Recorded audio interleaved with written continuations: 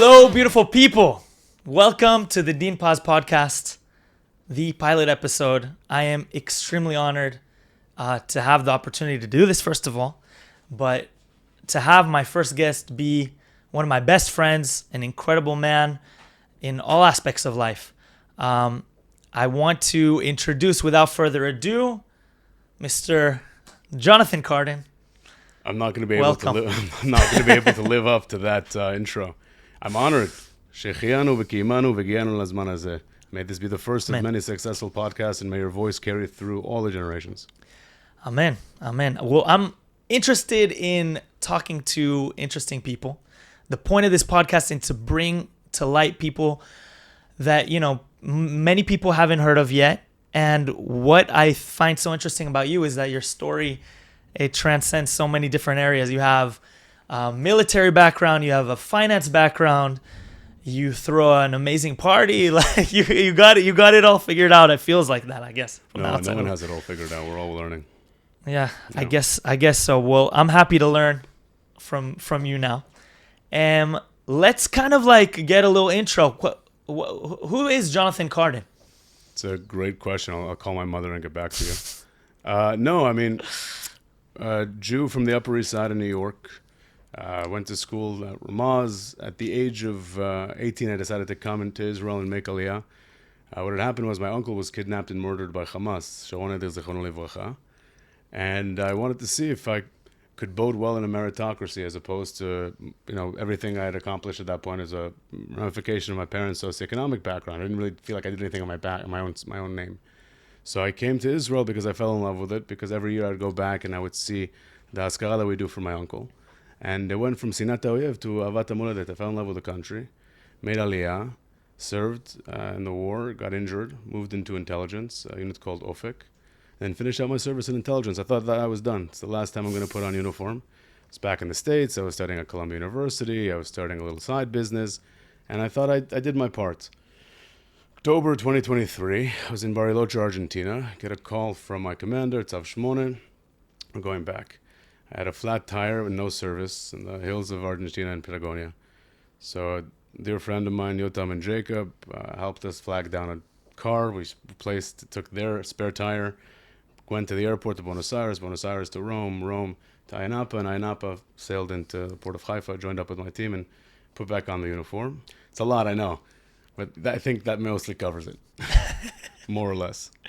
Tell me about the recent incident in Canada. Everybody's talking about it. I know what you're talking about. We're all dying to understand what really went down, what really happened. How did you deal with that? Truthfully, man, like if we'd filmed half the stuff that we did in the military, or if my friends filmed half the stuff they did, then they would also be all around Twitter and TikTok and Instagram. It happened to be at the right place at the right time. And if I don't manage to find a wife after this, then there's really no hope for me. I'm screwed. No, but in all seriousness, I give talks on national security. My whole shtick is that it's not enough to have a strong military. You need to have economic resilience and remain self-sustaining in an economy that's constantly changing. So fighting economic warfare, fighting BDS, making sure we have independent supply chain faculties, making sure that the rest of the world is reliant on these supply chain faculties. That's how I see the future of Israel, economic security. So I was giving my talk, and I also speak about my uncle Sharon Zichrono Livracha and the price we paid, and the continual price we pay after the release of his terrorists, and then the continuation of their attacks. So I give a nuanced understanding of the hostage crisis, and that's what I was doing. I was going from university to university, lecture hall to lecture hall, country club to country club, just telling the story of Israel. Can you paint a picture for us about the kind of the specifics of what went down there? Specifically in Toronto, I just landed. It was like after a week of like flight, shower, speech, flight, shower, speech, flight, shower, speech. Get to Toronto, meet up with an old friend of mine, and then we head to the location. They had us change the location twice because of security issues, and we came there early to help set up. Fortunately, no security was there because they had been called for the right time. We'd come early, and really maybe 30 seconds into the whole thing, I hear yelling. I turn around. I see two men run at me. One of them has a drill bit in his right hand. What's a drill bit? Basically, in order to drill into like concrete or metal, there's a sharp, looks like a screw, but a very long, thick screw. You attach it to a machine. Yeah. And it's a drill bit. It's like it can be used as a weapon, yeah? Believe it or not, it's a bit for a drill. Okay. Yeah. No, it's a weapon. Yeah. So I thought to myself, okay, either I deal with this guy here, or I run to the second internal room and I blockade that door. And there's a lot of students there. I don't know what his friend has in his other pocket. Manage, let's say, get one down. The other guy runs around me, and they're screwed. And these assholes, they use regular students, brainwashed students on college campuses to defend their position. So they'll be there with weapons, but they're amongst people who are just there protesting. So I get to the main room. I blockade the door with my body. I tell everyone to get to the back of the room. I notice to the side there are two other people already inside. So I tell my friend Chanoch to make sure that they're protected from the two other people. And this guy already knocks me in the face. He had a bit of a shiner. Ran after him. I'm sitting there, trying to understand exactly what happened. And then all of a sudden I start to hear like a roaring outside, like a zombie apocalyptic roaring. And the voices that were once muffled now are very clear, which means that whatever sort of barrier that were there before, they breached the perimeter. So I'm like, fuck, like now I gotta make sure these 40 other dudes don't come in. I don't know what they're wielding, but I still have 5 of these crazy protesters inside the main area. So I go to the stop owner and I'm like, 1 second. These protesters, are they your guests? He says, no. I said, okay, so then you don't want them here? He says, yeah. It's like, so they're trespassing, they're not your guests. This is your property, not your guests. He's like, yeah. Must have been very intimidating. You're one guy. There's how many? 50? There was 2 main attackers.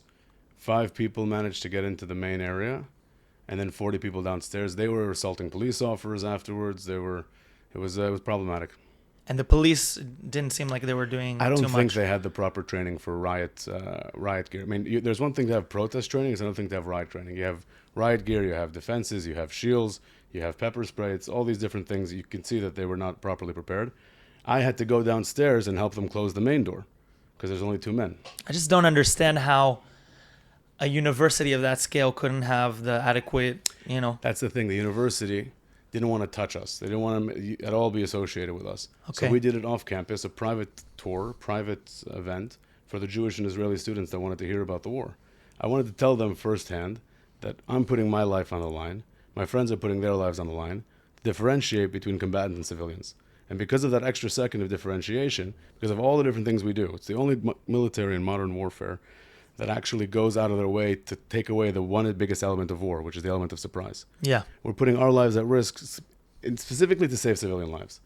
So how could it be a genocide? There's a bunch of other arguments to be had there, but I wanted to basically come forward and tell that publicly, because even if I know these assholes will never agree with me, if I see this plant is purple, right? And I say it's green, he says it's purple.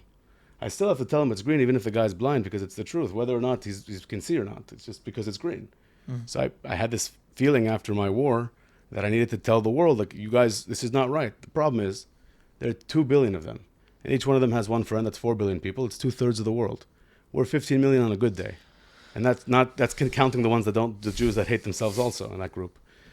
So it's a drop in the bucket. And the lie goes around the world twice before the truth has the chance to put on its pants in the morning. Can I ask you what you think would have happened if you wouldn't have been there and the same aggressors on that side would have kind of tried to do the same thing without you stopping them and defending the people inside? I don't know. I don't have a crystal ball. Can't reason with them. You can't talk to them. He's running at you. You don't have time to say, excuse me, sir, would you please put down the drill bit? I'd like to have a conversation. Yeah. It's not the situation.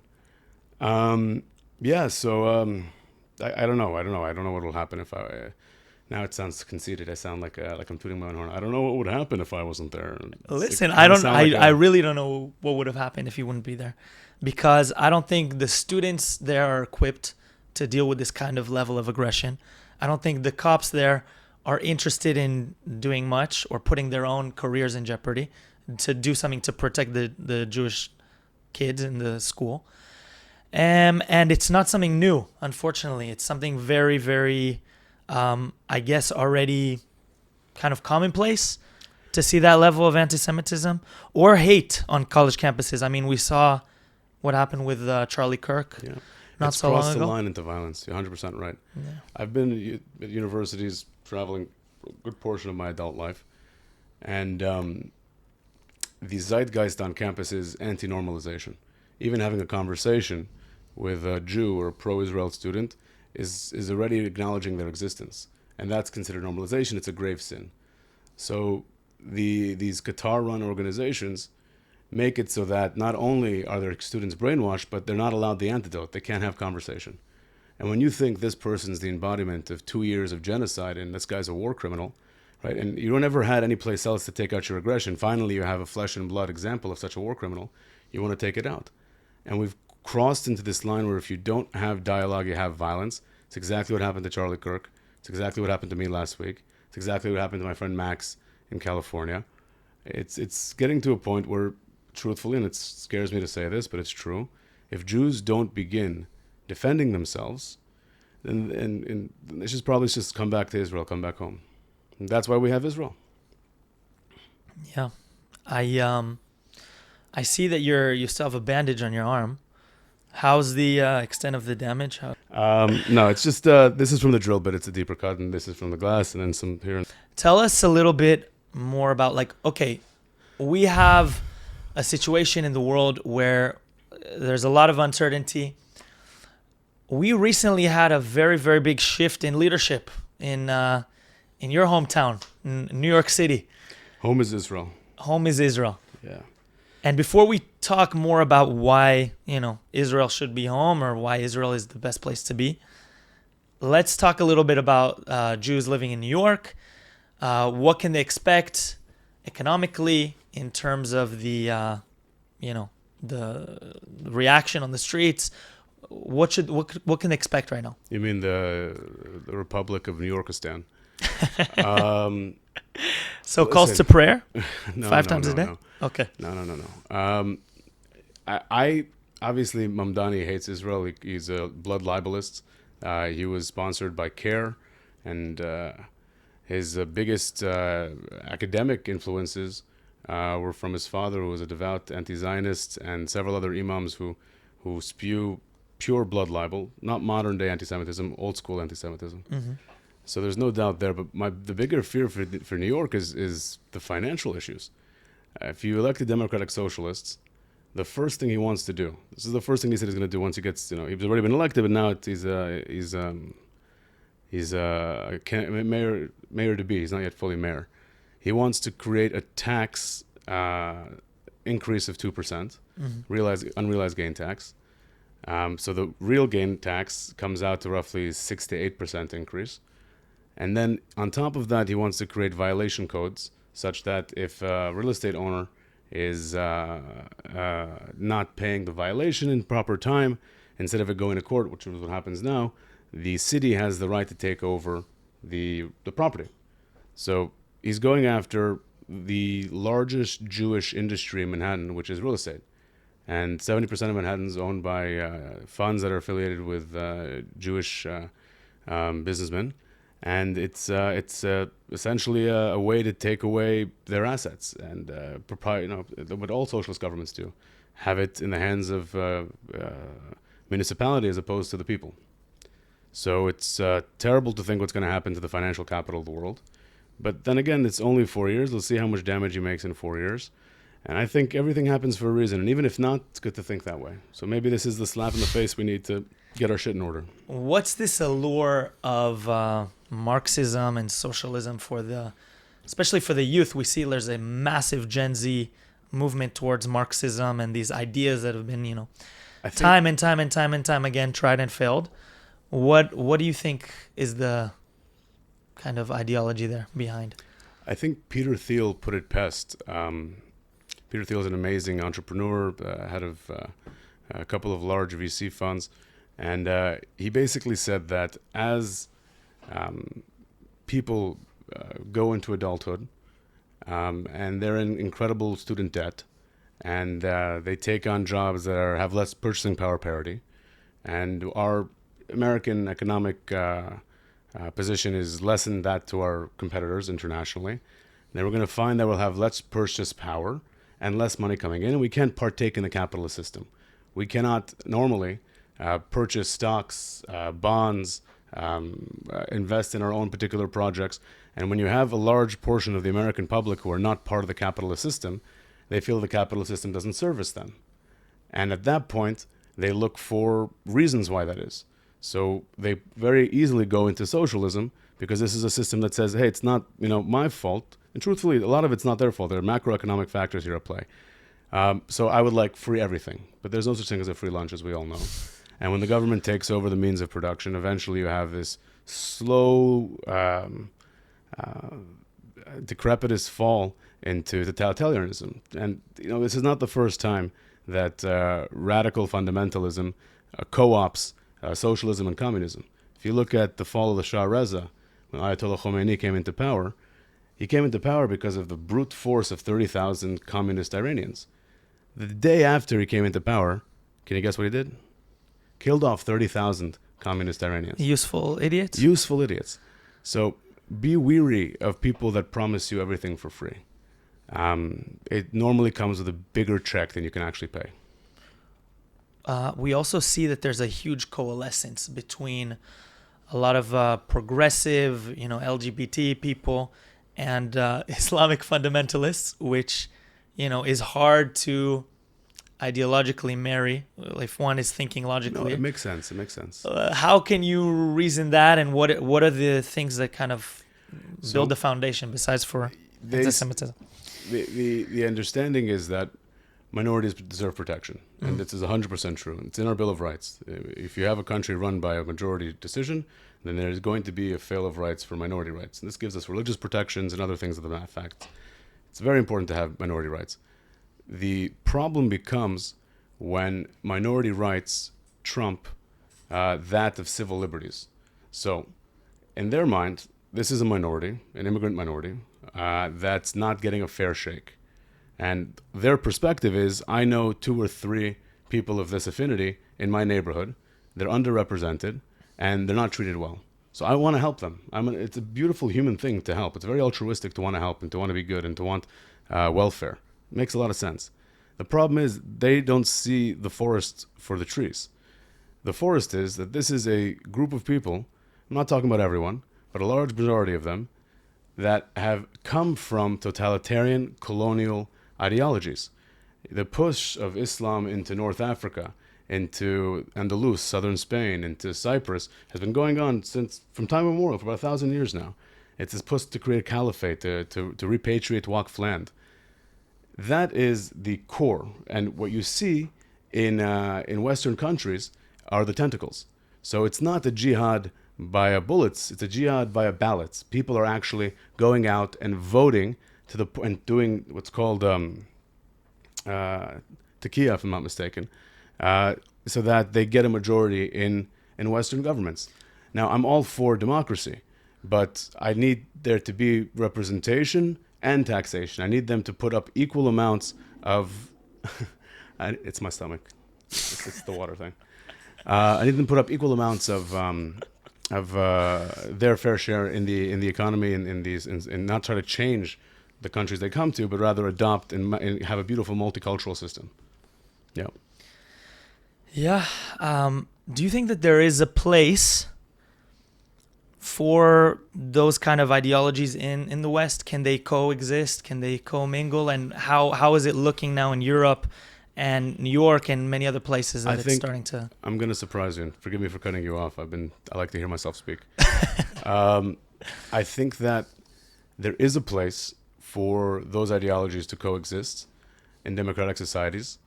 I think that for the most part, if you look at who are the progenitors of this ideology, they were people that were converted by the sword. If you look at the push of Saladin into North Africa, or if you look at the push of the caliphate into northern India, Kunjat, Punjab, modern-day Pakistan, these are all people who were forced to take on this ideology. So if they were forced to take on this ideology, they can also remove the negative portions of that ideology. Now, Christianity had an equally nefarious ideology created for the Crusades. And even in Judaism, you have parables that say how you're supposed to stone someone for this particular issue, or how you're supposed to, remove rights of women, etc. So every religion has their faults. The thing is, we've grown to a modern time where we reinterpret that ideology and make it fit into our current modern framework. Those areas who believe this fundamental ideology haven't received the Enlightenment. They haven't gone through that sort of reformation that Europe did. And so they're still reading it literally from the text. I do think that their text happens to have like a blueprint on how to take over other countries, because it was created during a warring period. Muhammad was a warrior as well as a statesman. But that doesn't mean that you don't have the possibility of true peace. In Indonesia, for example, they're fairly tolerant of Western ideologies. Bahrain, Morocco, the Emiratis, they're fairly tolerant of Western ideologies. And as humankind progresses, we have less and less of a reliance on it's because of God. We're more modern. And that modernity will slowly push through fundamentalism, and I hope at least. The question is, what's going to win first? It's two different driving factors. What's faster? What do you find, when you look at the future, what do you find the most concerning for you personally? Is it the rise of AI? Is Personally, it the population growth? Is it fundamental Islam? Is it, what is it for you? Personally, for me, it's like the 2,750 death threats that my family got with specific, And I figured if 1% of those are actually true, I'm glad my brothers both carry guns. So that's personally for me what's most concerning. Well, if we're talking about it also personally for you, you've had a few very close brushes with, shall we not know, with, being close to the edge, Yeah, I blame you for that. Ever since I've been hanging out with you, dude. You've, from Yemenite drone exploding your living room in Herzliya, or I'm sorry, in Tel Aviv on the beach, right? To just gonna go out and give everyone my address, like different, different stories of being, close to the edge, to Canada. What, you're a lucky guy. Very lucky. But how much can you push the luck? I have to change my mezuzot in the house and fix my tefillin or something. Some shit's gone wrong. No, I mean, like, I was at the stabbing attack at AKA. The Houthi drone that hit my apartment, we had to pull out Evgeny's body. We had, now recently with Toronto, the 12-day war, the stabbing attack then, the beginning of the war, which can't go into too much detail. I'm very lucky to be alive, and I have no fucking idea what I did to deserve it. I put on tefillin every morning, which makes me feel somewhat like I'm doing the right thing. Try to donate money where I can. But yeah, no, it makes no sense. I shouldn't be here. Forget my life. Like, my grandparents shouldn't be here. My grandparents were partisans, Holocaust survivors. They survived 4 years in the winters of Poland. And they shouldn't have been able to make it. On my mother's side, through Morocco, my grandmother was almost given away to a Ashkenazi family when she first came to Israel. My mother was almost killed in the Second Lebanon War. Like, everything statistically says I shouldn't be here. You're quite the anomaly. I'll take it. I'm gonna take the compliment. My ego can use it. I need to inflate my ego. How do you do it? How do you get all the energy to do all these different projects and also, become such a successful entrepreneur and businessman? It's you're a young guy. It's quite impressive. It's a leading question. The assumption is that I'm successful. Listen, I took a page out of my dad's book, and I believe that luck is when opportunity meets preparation. So when I was 11 years old, I wanted to go to my friend Sam Haber's birthday party. It was on Sunday, and the test we had was on Monday. So I'm like, "Hey, Dad, can I go to Haber's birthday?" He's like, "Don't you have a test on Monday?" And I'm like, "I do." He's like, "Well, I think you'll make the best decision for yourself. I have faith that you'll do the right thing. I don't want to disappoint my dad." So I said, "Fuck, I got to study for this test on Monday." And then he gave me agency. He made me realize that I'm learning and I'm advancing myself for my own sake. He's not gonna get more opportunities because I'm studying for this test or not studying for this test. He's fine the way he is. So that gave me a sense of like internal accountability, which is very helpful. And then I got very lucky. Look, my grandparents survived through 4 years of hell, came to the country with nothing, and I stand on the shoulders of giants. It was their hard work and sweat that allowed me and gave me the opportunities. Like, I didn't pay for my education. My education was paid for me. Room and housing, medical expenses, paid for me until the age of 18. So, like, I can't compare. It would be rude for me to compare, like, where I am now to any individual, because it's not right. Because you have to judge a man on the delta, where he started and where he ends. Mm-hmm. So I don't consider myself relatively successful. I think I thought outside the box, and that allowed me to come up with a solution to a problem in my particular industry that I learned. And that was a quick turnover sale, which gave me the startup capital to start my VC fund. It was the right time, right place, right market, right climates. I had the connection from Columbia University to get the initial financing. Never took a penny from my parents. That was always important to me. And then, like, I got a great offer for the GP position of the VC fund right around the time that I was back in the war. Like, there's at a certain point, you're like, this is beyond coincidental. And even if it's not true, it's a good mindset to have. So I don't really have a reason, because I don't necessarily consider myself successful yet. But when I do, it'll probably be because of my parents, because of my upbringing, because of the community, the Jewish community, which has been incredibly helpful. And I hope to give back in my own way when I can and how I do. Let me ask you this. You're talking with a 20-something-year-old guy. He doesn't have any capital to start with, but he's very ambitious and he wants to make it big and become wealthy, independently wealthy. Yeah. What advice would you give this guy to convert do this? to Judaism? No. Better credit score. General advice when you're starting out, is that person in debt, or is he like tabula rasa? He's just I'm assuming he's not starting out with that, because then it's a different. Not starting out with that. 50% you make, you invest. Distribute that usually about, in the beginning, 30 to 40% of that into equities, maybe 10 to 20% of that into fixed income. Mm-hmm. Every single dollar you make, half of it is not yours. It's your grandkids. Don't touch it. You have to invest it. Don't look at it.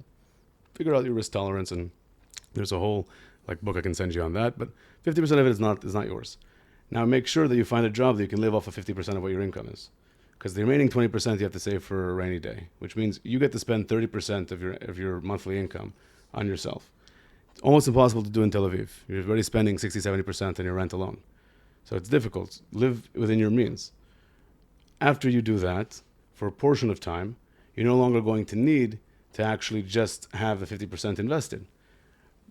There's compounded interest. You make, let's say today, the interest income on a net average retail bond is about 6-7%. So you would assume that in the equities market, you're making 10-11%. You do that over like a full bull cycle. You got 3-4 years of that type of spending and saving and investing. 3-4 years of 10% compounded interest, you've already doubled your money at that point. So that's the compounding interest is a very important factor. Find what you're good at, put a lot of your time into that, and then make sure that your house is in order. You brush your teeth in the morning, you wash your hair, you eat your breakfast, you look at your accounts, you open up a Quicken file, you see, how are my investments doing today? Even if it's $1. It's very important to get into the habit, even if it's $1. This is not financial advice. No. But if it, on the same topic, no. Are we buying S&P 500? Are we buying metals? I can talk about. Are we buying? No, I can talk about wealth real management. estate? I can't give specific advice as to what securities not to purchase. Financial advice. Not financial advice. No, let me just finish the sentence real quick. Basically, at a certain point, you can start increasing the amount that you're investing and decreasing the amount that you're spending, because you have compounded interest. And at that point, you can diversify into more stable real assets like real estate, which has more tax implications. So it's a lot easier to keep the money that you actually make. And then there's like a whole little Torah that I can explain to you in a different podcast about how to accumulate wealth, which is not the same as success. How to accumulate wealth? How do you measure success, Mr. Karten? Everybody has their own measurement tool, bro. I'm a big proponent that no one knows better for you than you. Like those self-help people. What's this guy's name who goes around and says, "Look at me"? Who? Tony Robinson. Okay. Fucking hate that guy. Tony Robbins. Whatever. Fuck that guy too. He goes out on stage, gives people confidence. He makes them pay $10,000, and he says, "This is what you should do with your life." When he doesn't know anything about that person, because he's talking to a huge audience, so there can't be that he has a tailored solution to every single person. Every person has a different understanding of what makes them happy. That's why I don't even like democratic systems. I like direct democratic systems. It's a different story. But yeah, I think there's if anyone tells you this is what to do to be happy or this is what to do to be successful, they're lying to you. Only you know the answer to that. What do you measure success with? How do you measure success for yourself? I mean, there's different areas, right? You want to leave the world a better place, and you got it. That's something most people can agree on. So you have different verticals. You have spiritual growth. You have academic growth. You have career growth. You have experiential growth. It's not some sort of like woozy like yoga pants and chakras ideology. Sit down, break a piece of paper into 5 subquadrants, and write down how is it that you want to grow spiritually, creatively, academically, career-wise, interpersonally. And for example, let's say it's experientially. I want to learn to sail. I want to learn to do acro yoga. I want to learn to speak German. To do acting? Acting.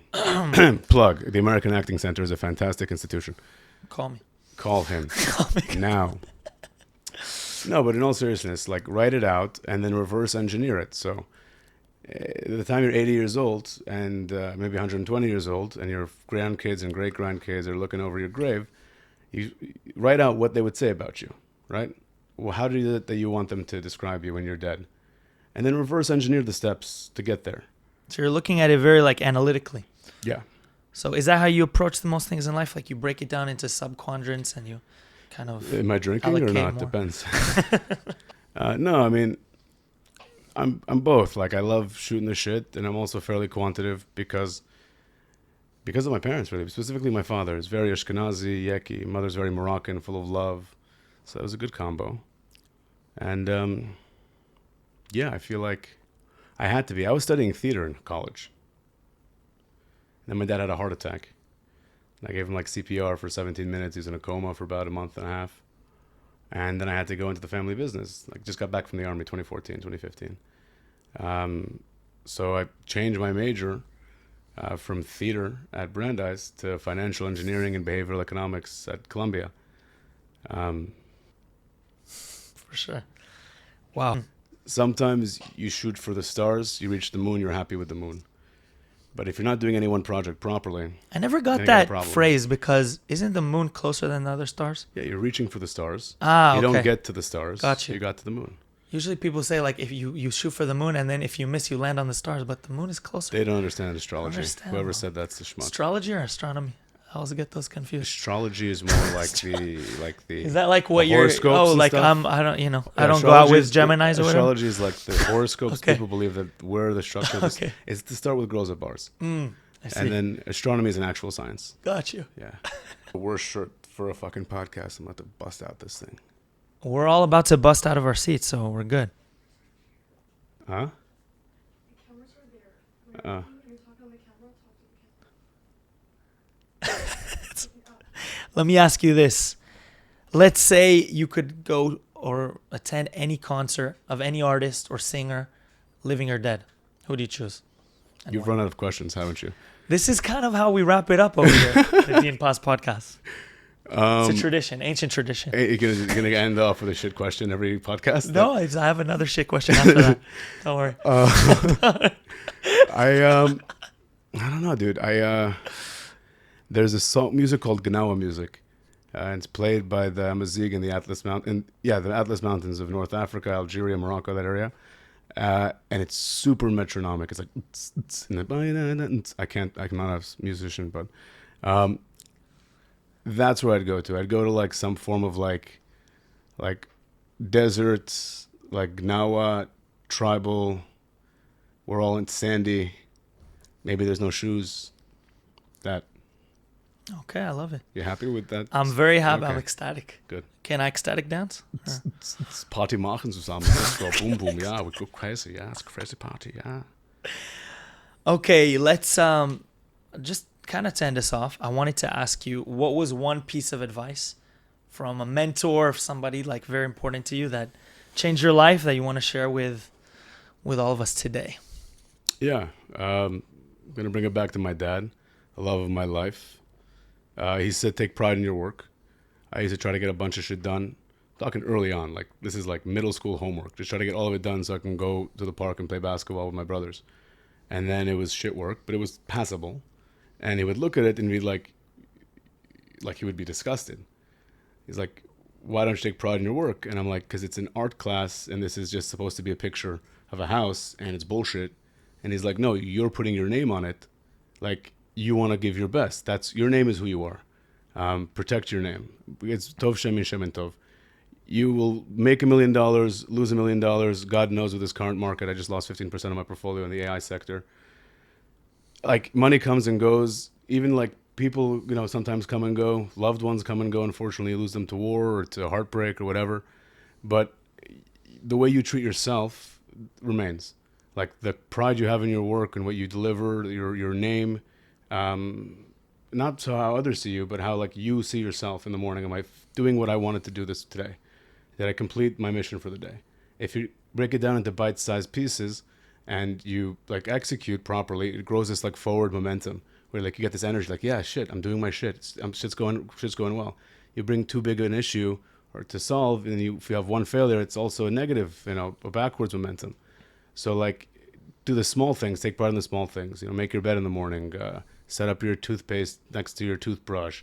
Make sure to write the letter after you visited your friend's place and like say, hey, I had a great time. Like, that was really nice of you. Like, be more mindful and respect yourself, and then the world will respect you. That all came from my dad. I love you, Baba. But we love you too. Thank you so much. Thank you. Thank you. That's a wrap.